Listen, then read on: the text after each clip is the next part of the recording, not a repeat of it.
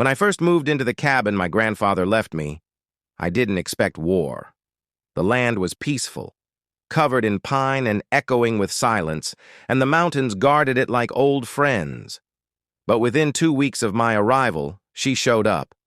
Victoria Ashworth, self-proclaimed president of the Timber Ridge HOA, clipboard in hand, voice sharp enough to cut stone, she told me my fence violated neighborhood elevation guidelines. I told her I didn't live in a neighborhood. I lived on land my family had owned since 1954. She didn't like that answer, not one bit. She returned the next morning with a notice, a threat, and a warning. She said my driveway sloped too steeply and that my dog couldn't bark after 6 p.m. I reminded her that no HOA covenant existed on my deed. She smirked and said, "Oh, you'll find we govern more than paper around here." I watched her leave, dust kicking up from her SUV tires like a challenge in the wind. I didn't know then how far she'd go. A week later, I woke to the sound of engines. I ran outside and saw her standing next to a contractor, pointing at my stone retaining wall. I shouted, but the excavator had already begun. Rocks crumbled, dust rose, and part of the slope gave way. I stood helpless as the wall I'd rebuilt with my father years ago collapsed under steel claws. Victoria smiled and said, "We're simply correcting an unapproved structure on common land."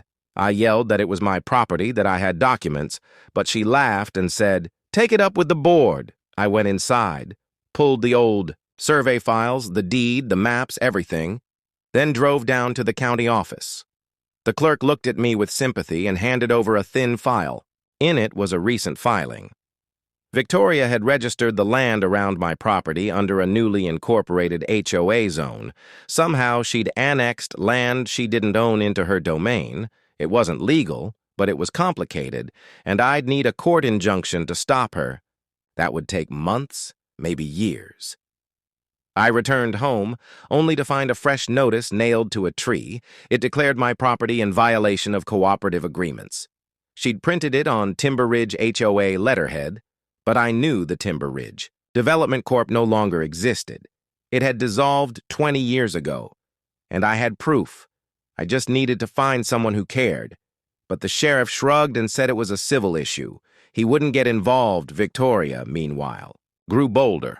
She erected signs claiming the lake behind my property was now HOA regulated. She told other residents I was dangerous, a trespasser, a squatter. She spread rumors that I'd refused to cooperate with fire safety protocols. Neighbors I hadn't even met glared at me at the local market. A few quietly warned me to watch my back.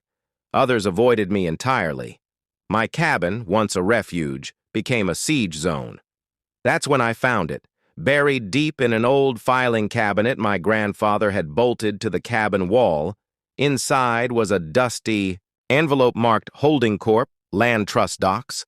It detailed a shell company he'd formed in 1983 to manage land leases around Timber Ridge.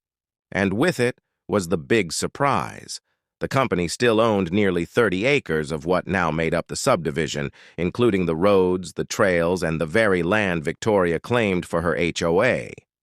I hired a lawyer, sent cease and desist letters, filed official complaints, then printed massive signs that read, "Private property, not HOA land."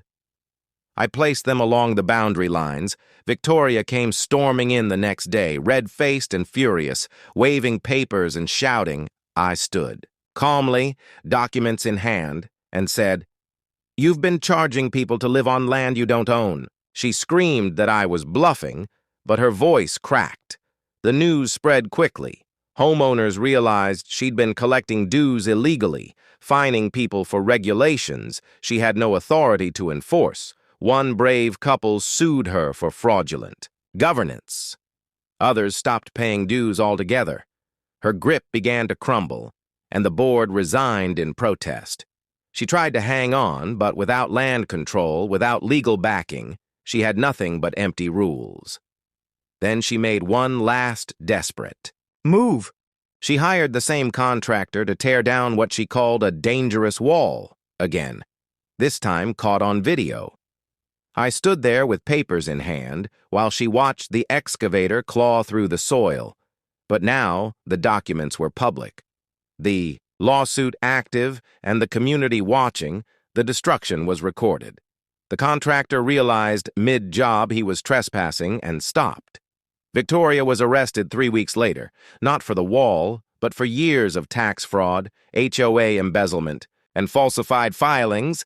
The county had started digging into her finances. And what they found shocked even the investigators.